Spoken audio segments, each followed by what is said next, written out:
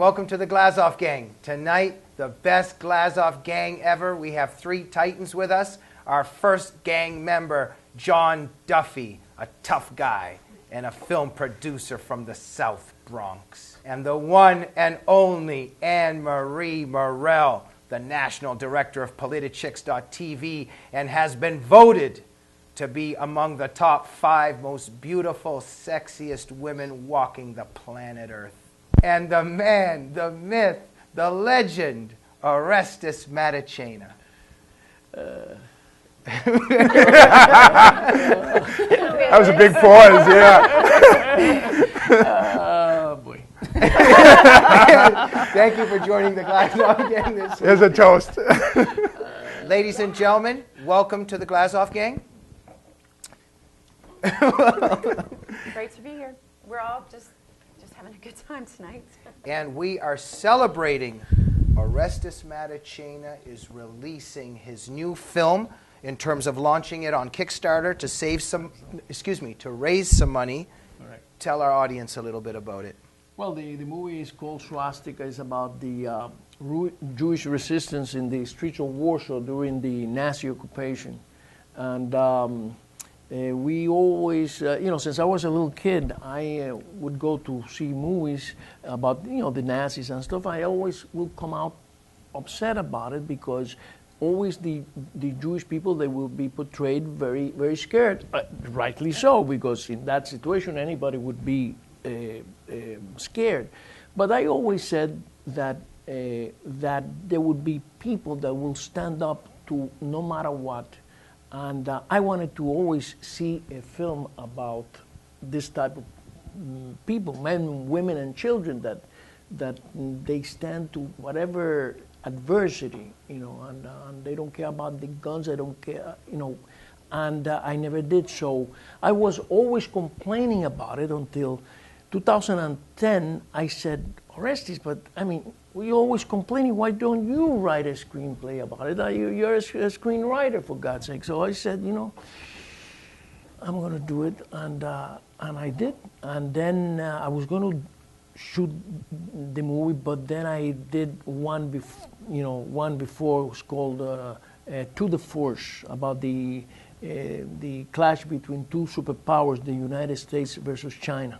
But now that I've finished that one, I am making this one now, and hopefully, so you guys out there, please go to Swastika with a K, themovie.com, and Thank you. We're going to play a little clip of it, the trailer, to promote the film.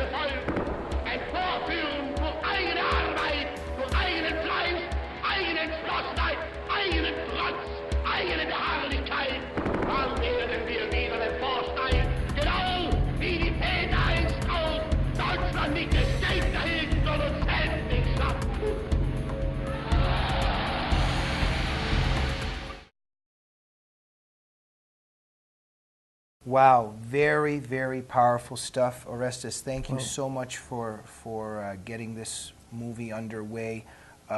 Before I give my thoughts on it, Anne-Marie? It's going to be beautiful, and especially right now. If we don't watch that kind of history, I just think that people are forgetting how easily people can fall for something like that. I can see America headed right down that path. Well, we see it right now all over the world, you know, and people don't really, you know, people say, I don't care, it's not here. Well, you know, it's starting to happen here too, in my opinion. And it starts one person at a time falling for it, and another, and just everybody. Absolutely. And especially the new generation, they should know about what happened 70 years ago and what can happen here again. I mean, this is, you know, unfortunately, there are people like Hitler and all these, you know, crazy people that people start following them. And they do atrocities. You know, when you talk about Germany, I mean, the German people were very intelligent, very, you know, at the top of the world in 70 years ago, and still they are. And Hitler did a lot of good things for them that they thought was made their roads better. Yeah, and suddenly they start following and doing, you know, and intelligent people, they start following this dictator and doing atrocities because you say, well, you know, he was doing but horrible things, and it's beyond comprehension. Let's talk to John about this. Well, I think what's fascinating about it is a couple things. One is just to focus on the resistance and the people who stood up and fought back against it, because it was one of the beginning utopian totalitarian societies, the Nazis, which then led to, at the same time going on was the communists in the Soviet Union as well. And today we're seeing the same utopian totalitarianism of a Muslim variety, and Jamie's book, United in Hate, deals with that. It makes the connection between the Islamics and the Nazis and the relationship between Hitler and the Muslim Brotherhood in that period of time. And his book really exposes that as well. But I think what you're going to be doing with your movie is really putting the focus on the fight against that. And I think with all of this, that's where the focus will be in the future, is the fight against these kind of ideologies of extremism, and now, you know, the latest greatest danger to the world, which is Islamism. And let me add to this. Look, why I think it's, you know, so important, Orestes, and in many ways it's just a voice crying out in the wilderness. For instance, look, let's even begin with Nazism and the swastika. That is, you know, that's prevailing today. It's Islamofascism. And Hitler was hiding what he wanted to do to the Jews. We've got Islamofascists standing on the rooftops screaming that they want to kill all Jewish people today, Hezbollah, Hamas, etc., etc. And the Western left is having a romance with them. Nobody cares, nobody understands. And this is the tragedy today, ladies and gentlemen, that I find that this generation is so ignorant of our past, of history. And for me, also, what's devastating to me and to my family, that were persecuted by Soviet totalitarianism. You know, till this day, I mean, you even see Obama speaking in certain ways, like even during the shutdown and when it was over, and he was making certain statements like, well, at least now children might get their food stamps or go to school, or now, you know, couples might be able to get their mortgage. Even the assumptions that that's based on is that there will now finally, again, be a perfect planet and everybody will get what they need and deserve. But this is based on utopianism. It's based on a classless society where everybody will have everything. And as we know from the Soviet experiment, this is a very dangerous assumption. And just one more point in the sense of, just in terms of what communism was in general. I mean, I was teaching for a while at in university in Canada. First and second year students did not know who Stalin was. I mean, and this is just incredible. So when we have somebody like Obama trying to, you know, reinstate what we suffered from in the Soviet Union, and nobody seems to understand or care. Now, when I say nobody, I obviously don't mean people like us, but there's a you know, a wide majority of Americans that are, you know, completely ignorant. But you know, I right now in the world, I think that not even the communists believe that communism works. However, and if you say to, let's say to a Democrat, you are a communist, you're a socialist communist, you want to become, they laugh, right? However, if you say to them, you are a fascist or a Nazi, they'll start having heart attacks. Now, why I say this? Now, you see, the fascists and the Nazis, they wanted private enterprise. They liked private enterprise. However, extremely regulated by the government. So it's exactly what is happening right now here in America. That and in all Europe, that's been always the case. Is that they are all fascist in Europe, and here we want to change the American dream into a European nightmare, and they have become we are becoming fascist because we want the government to regulate everything. And the more regulation, the better. And that's fascism, and that's Nazism. Absolutely. And hey, just to add another thing, the Muslim Brotherhood, I mean, the Nazis helped build a Muslim Brotherhood in the early 20s. You've got fascism involved in their ideology. And the Muslim Brotherhood today engaging in genocide against Christians and pursuing its anti-Semitic agenda, and Obama is their supporter. So there we have, in terms of historical amnesia, or even worse, destructive intent. Anne-Marie, let me go to you here, but let me switch gears a little bit here to focus on you and in terms of how we can fit this into ignorance of the past. Something that some of the Republicans are doing, and in your view, the Republican establishment. You published an article this week saying how the Republican Party has left you. Yeah. Tell our viewers a little bit about that article and how you feel, what you believe. Well, it was interesting because it went completely crazy viral. I think it resonated with a lot of people right now. What you're talking about, to me, the thing that's the most frightening is that the only people really speaking out against this are the Tea Party people. And it's not just the left that's denigrating them, it's the right.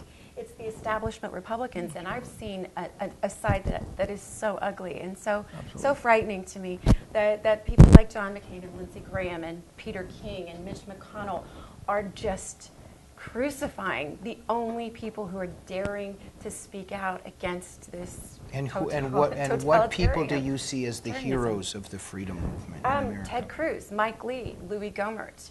There are some wonderful men that are trying to stand up and speak out, but they're being ridiculed. They're being just made fun of. And the stupid thing is that the Tea Party people that they're criticizing and making fun of are still registered Republicans. So they're destroying their base. They're forcing them out.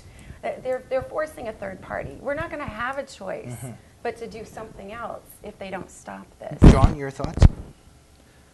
Well, I would see it different. I mean, I come from a different background, so I mean, I look at it is that any party in the Republican Party represents a lot of different varied forces with a lot of different ideas, whether it's people who are, involved because they come from an economics freedom standpoint, some who come from social issue standpoint, some who come from a military freedom standpoint.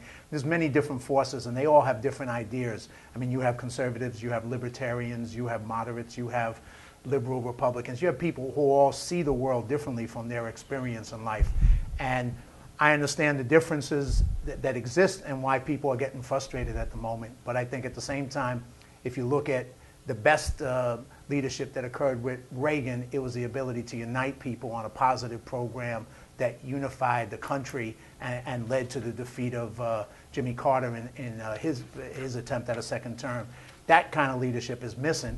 It's clearly not there, but I'm not a believer in that everybody has to agree with you, because most people don't agree with each other, and in life I don't even agree with myself 100% of the time. So I think sometimes you got to find ways to unite people around your vision by putting forward a positive vision. There'll always be disagreements. There'll always be people who see the world different than you. And if you just end up with people agreeing with you, you're going to have a small group of people. You're going to keep making it smaller and smaller and smaller, which is what the left does with their true believers. And I'm not a... Okay, just a sec. So, in one sentence, where would you be conflicting with Anne-Marie's viewpoint? I wouldn't see it even as a conflict. I just see it differently. I'm not conflicting with some of what you're saying. What I'm saying is, we had a guest on when I was here last week. He wrote a book called Winning $1 Billion. I kind of look at myself as winning 300 million. We all come from an individual standpoint of how we see the world. So her experience is different than mine. Okay. And I understand and respect what she's saying. I'm just more that you find a way to unite people by putting forward a positive vision. And I'm not saying she's not saying that. I just think that's the way to go forward. I think one problem with this, though, too, is that this isn't politics as usual. We're fighting different fights that I don't think we've seen. I don't think America has ever seen. And I'm concerned that there is no common ground, that we can't compromise with people like this. Okay, now, thank you, Anne-Marie. And speaking of where there can't be common ground, when there is something like Obamacare, which many see as something that could destroy the country and maybe even designed to destroy the country. Let's just talk about this for a second. This Obamacare website, and I think it was like $500 million that went into it. It's a catastrophe. It doesn't work, etc. What is the symbolism here for you? That Obama don't care. It's Orestes? ridiculous. It's ridiculous that, you see, that was my point before. Extremely regulation, regulate everything. That the government has to be the one who has to give us everything. And the proof right there is that they cannot even make a website. I did a website anybody can make. Imagine. Okay, but just a sec. Your website. Okay, that website. Maybe the argument could be that Well, it's a small little website, but imagine now that But the point is that it can't work on such a large basis. Well, of course, but imagine right now, Bill Gates, when 30 years ago, that he said, "I'm going to make computers and stuff," and then he started making computers, and then they wouldn't work, nothing would happen, and how he was going to sell. Well, they did it, but wait a second. What my point that I'm trying to say to you is that the private enterprise, like Bill Gates, made millions, and they has made billions of dollars, and everybody has a computer thanks to him. Okay, but Orestes, we'll discuss this more in the second segment, but do you think Obamacare should be called Obama Don't Care? Absolutely. Okay, Anne-Marie? Yeah, perfect. The website? Obama Don't Care. Yeah, good one. But just your views on the website and I wrote down a couple of titles on Drudge today. Let's hear it. 300,000 lose health care plans in Florida. Man spends 4.5 hours on phone but still can't sign up. Iowan enrolls after 100th attempt. HHS finds 2 enrollees, and tax dollars are being spent for NFL to promote Obamacare. Oh, my goodness. It's bad. John, what is the symbolism of all this? What does it reflect? Well, I think it reflects government inability to accomplish anything on a big level. And Jon Stewart made a ton of fun at the website, and it's just hilarious poking fun at it, but it just shows how bad when he's poking fun out of it. But beyond the fun to poke at it, the more serious side is, one, you spent $500 million and you got a website that doesn't work. They were supposed to have a Spanish language website up, and they spent millions of dollars and don't even have the Spanish language website up at all. And then everybody's questioning the security issues of putting your name, your security number, and all this stuff on a website that's going to get hacked and is going to end up with identity theft. And the government's going to tell you, well, don't worry, we got you protected. When they can't even put the website together, there's no sense of security and safety. It's a failure, bottom line. And what's the bad part? We'll be back in just a minute for the second segment of the Glazov Thing.